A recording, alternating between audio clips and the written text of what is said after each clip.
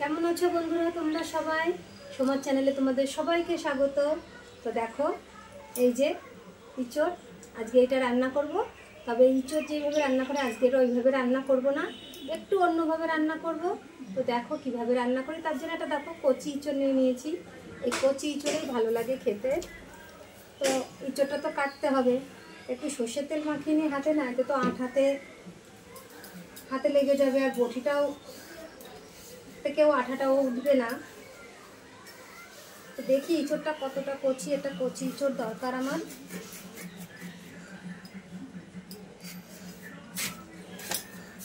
দেখো ইঁচড়টা একদম কচি, এরকম ইঁচড়ই আমার দরকার। তো দেখো ইঁচড়টা দিয়ে তো আঠা বেরিয়ে গেছে। আমি একটা ন্যাকড়া নিয়ে এইভাবে আমি আঠাটাকে এরকমভাবে মুছে তারপরে কাটি, নয় তো আঠা খুব হয়ে যায়।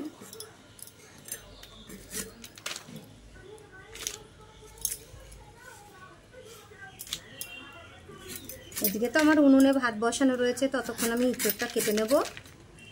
তো দেখো এইভাবে আমি খোসাগুলো ছাড়িয়ে নেব। দেখো ইঁচড়গুলো তো সব কেটে নিয়েছি। এই দেখো একটু নুন জল দিয়ে তার মধ্যে আমি এই যে ইঁচড়গুলো কেটে রেখেছি। আর এই দেখো এই এটাকেও খোসা ছাড়িয়ে নিয়েছি। আর এই কচি ইঁচড় বেশ খেতে মজাও লাগে বেশ। তা কয়দিন তো খেলাম এইভাবে রান্না করে, তা ভাবলাম আজকে একটু অন্যরকম করে রান্না করি। তো দেখো এই মাঝখানের এটা শীতটাকে ফেলে দিয়ে আমি এইভাবে টুকরো টুকরো করে সব কেটে নিয়েছি। এই যে এইভাবে সব কেটে নিয়েছি। আর এই যে এইটুকুনি আছে, এটা হলেই কাটা হয়ে যাবে পুরোটা। এই দেখো কতটা কচি, দেখো ইঁচড়টা এখনও কিছুই হয়নি। এরকমই ইঁচড় খেতে আমার খুব ভালো লাগে। তোমরা কীরকম খেতে ভালোবাসো? একটু বতি হয়ে গেলে না এরকম কচি কচি। তো এই দেখো সব কেটে নিয়েছি। একটু নুন দিইনি, হলুদ জলে একটু ভিজিয়ে রেখেছি। এটাকে আমি সেদ্ধ করে নেবো আগে। দেখো বন্ধুরা সব কাটা হয়ে গেছে, যা যা আমার লাগবে সব কেটে কুটে নিয়েছি। তো দেখো ইঁচড়গুলো এবার আমি প্রেসার কুকারে দিয়ে একটু সেদ্ধ করে নেব।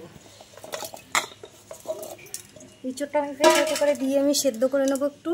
আর এই দেখো তার জন্য এই তরকারিটা করার জন্য আমার একটু আলু লাগবে। এই দেখো আমি একটু আলু কেটে নিয়েছি, পেঁয়াজ কুচিয়ে রেখেছি ছোট ছোট করে, আর একটু রসুন আর একটু আদা। আমি এই রসুন আদা এর মধ্যে একটু জিরে আর লঙ্কা দিয়ে মশলাটা বেটে নেব। আর এই ইঁচড়টা একটু সেদ্ধ করে নিয়ে আসি। আর এদিকে এই দেখো আমি একটু মটর ডাল ভিজিয়ে রেখেছিলাম, তোমরা চাইলে ছোলার ডাল দিয়েও করতে পারো।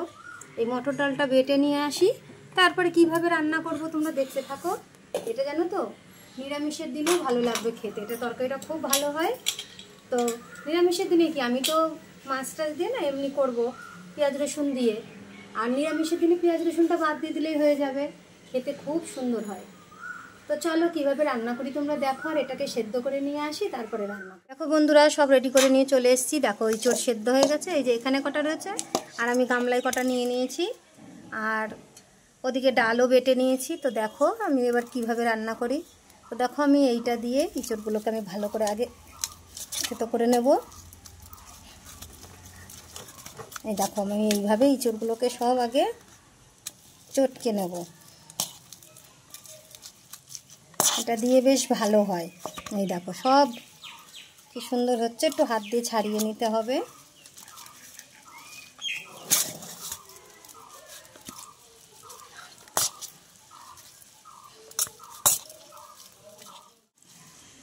তো দেখো সবগুলো তো চটকে নিয়েছি। এই দেখো সব হয়ে গেছে। এইবার এইটা দিয়ে যদি কেউ না পারো করতে, তাহলে হাত দিয়েও চটকে নিতে পারো। এই যে এরকমভাবে দেখো একেবারে যে আলু সিদ্ধর মতন একদম চটকে মিহি করে নিতে হবে তা না, আর সেটা হবেও না কখনো। একটু এরকম দানা দানা থাকলে ভালো লাগে খেতে। তো দেখো আমি তো এই যে এইভাবে চটকে নিলাম পুরোটাই, দেখো এরকম হয়েছে। আমি অল্প করে লবণ দিচ্ছি পরিমাণ মতন, পরে তো আমি ঝোলে দেব, তখন ঝোলের থেকে আবার ঢুকবে। তো অল্প দিলাম লবণ, একটু পরিমাণ মতন একটু হলুদ দিয়ে দিচ্ছি।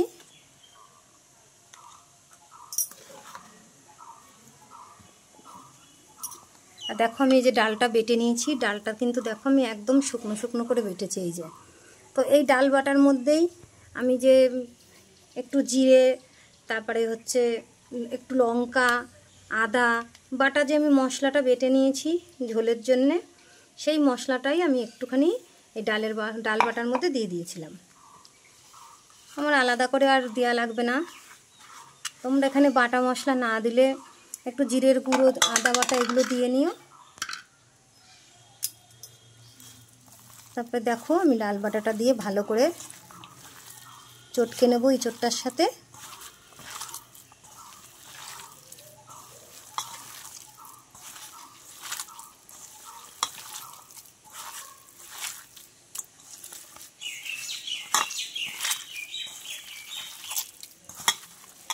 তো দেখো ভালো করে ডাল বাটাটা সব কিছুর সাথে তো মাখানো হয়ে গেল। তো এখানে আমি একটুখানি মিষ্টি দিয়ে দিচ্ছি। একটুখানি মিষ্টি দিলে পরে বড়াগুলো টেস্ট হবে খেতে, তো ভালো লাগে। এদিকে তো এটা মাখানো হয়ে গেল, ভালো করে চটকে সব কিছু দিয়ে মাখিয়ে নিয়েছি। আর ওদিকে আমি উনুনে তো কড়াই বসিয়ে দিয়েছি। তো চলো এবার বড়াগুলো ভেজে নিই। দেখো ওদিকে তো কড়াইটা বসিয়ে দিয়েছি, কড়াইতে তেল দিয়ে দিলাম।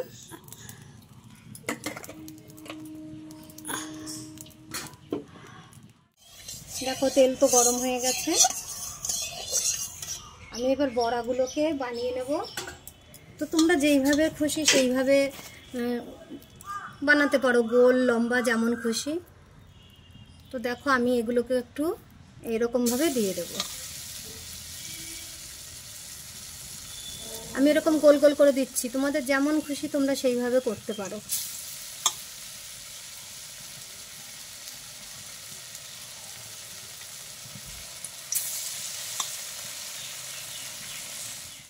দেখো বড়াগুলো সব ভাজা হয়ে গেছে। এই দেখো কড়াই দুটো তুলে নিলেই হয়ে যাবে। এই দেখো সব বড়াগুলো এইভাবে ভেজে নিলাম। দেখো ওই তেলেই আমি একটু জিরে আর এই যে দুটো তেজপাতা আর এই যে গোটা গরম মশলা ফোড়ন দিয়ে দিচ্ছি। তারপরে দেখো এই যে আলু কেটে রেখেছি, আমি আলুগুলো দিয়ে দিচ্ছি।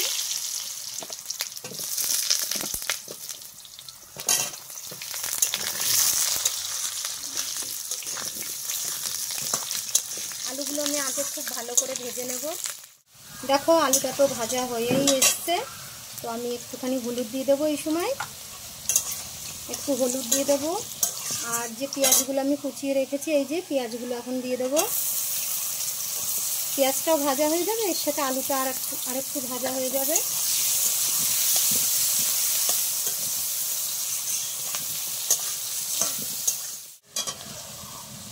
দেখো আলুটা ভাজা হয়ে গেছে, পেঁয়াজটাও দেখো সাথে কি সুন্দর ভাজা হয়ে গেছে। এবার দেখো আমি এখানে এই টমেটোগুলো কুচিয়ে রেখেছি, এগুলো দিয়ে দিচ্ছি। একটু নেড়ে ছেড়ে তারপরে মশলাটা দেবো। দেখো টমেটোটা দিয়ে আর একটু নেড়ে ছেড়ে নিলাম। এবার আমি মশলাটা দিয়ে দেবো। এখানে মশলা বেটে রেখেছি, জিরে, আদা, পোস্ত আর লঙ্কা, ও রসুন আছে এর মধ্যে।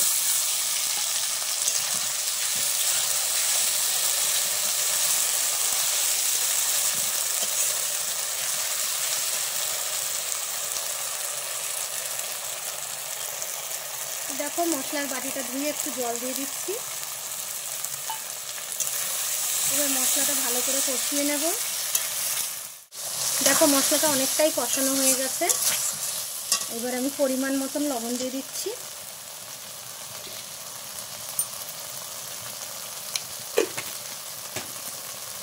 পরিমাণ মতন হলুদ দিয়ে দিচ্ছি। দিয়ে আমি লবণ হলুদটা দিয়ে দিলাম। এবার আবার আরেকটু ভালো করে কষিয়ে নেব। দেখো মশলাটা কষানো হয়ে গেছে। এই দেখো তেলও ছেড়ে দিয়েছে। আমি জল দিয়ে দিচ্ছি। একটু জল দিয়ে ভালো করে মশলাটা মিশিয়ে তারপরে আমি জল দেব।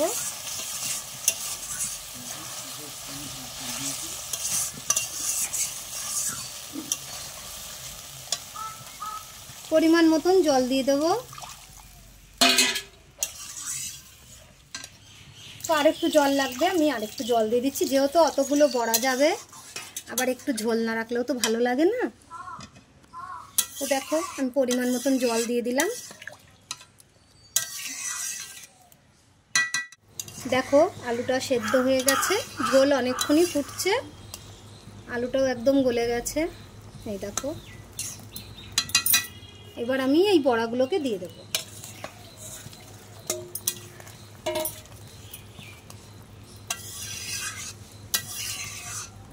বড়াগুলো দিয়েছি, এবার বড়াগুলো একটু সেদ্ধ হওয়া অবধি একটু অপেক্ষা করব, তারপরে তরকারিটা নামাবো। তো একটু নেড়ে চেড়ে দিলাম, এবার আরেকটু ফুটুক। দেখো তরকারিটা আরেকটু ফুটে গেছে, এই বড়া দিয়ে বেশিক্ষণ ফোটানো লাগে না। দেখো তরকারি হয়ে গেছে। তো আমি একটুখানি মিষ্টি দেব, ঝোলটা একটু মিষ্টি মিষ্টি হলে ভালো লাগবে খেতে, তো একটু মিষ্টি দিয়ে দিচ্ছি।